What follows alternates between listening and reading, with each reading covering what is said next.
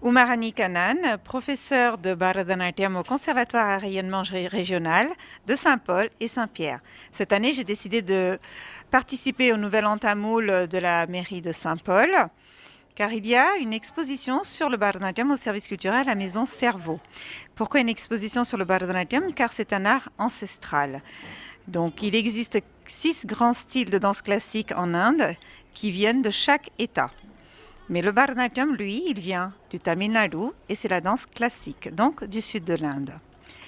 C'est un art qui a été rédigé par le sage Bharata Muni il y a de cela 3000 ans avant Jésus-Christ dans le traité de la danse intitulé le Natya Shastra.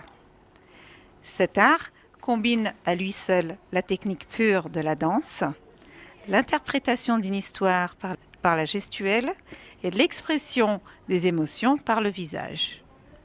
Grâce à son contenu interprétatif, évocateur et narratif, cette danse arrive à explorer toutes les facettes de la mythologie hindoue en gardant son sentiment de ferveur religieux. Cette danse, le Bharatanatyam, au travers du simple divertissement, offre un lien spirituel aux spectateurs. Donc, dans cette exposition, nous retrouvons les costumes de Bharatanatyam. Donc, c'est un costume de danseuse traditionnelle avec toutes les pièces qui correspondent et surtout l'éventail qui nous permet d'avoir des jolis plis lors de la danse. Ensuite viennent les accessoires qui sont les bijoux, la ceinture, le otiyanam, le muttumala, le grand collier, et le attigei, qui est le ras du cou. Ce sont des bijoux spéciaux pour le Bharatanatyam car ils sont faits, comme on le dit, en temple jewels. Ce sont ces pierres semi-précieuses, rouges et vertes. C'est vraiment ce qui distingue les bijoux de Bharatanatyam aux autres bijoux indiens. Donc, les salangai sont les grelots d'un danseur et d'une danseuse.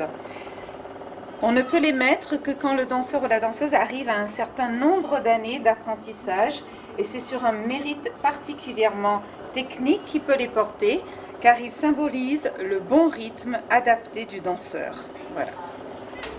Et par ici, nous avons les bijoux de la tête que l'on appelle talasama, mais ce ne sont pas des bijoux qui sont posés sur les cheveux de n'importe quelle manière. Tout a un sens.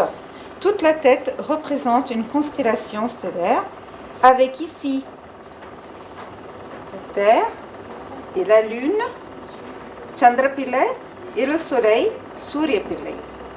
Donc tout ça a un sens, même dans la façon de poser les bijoux. C'est pour ça que ces bijoux ne peuvent pas être posés dans n'importe quel sens. Et puis nous avons les jumuki, qui sont les boucles d'oreilles traditionnelles donc, du sud de l'Inde.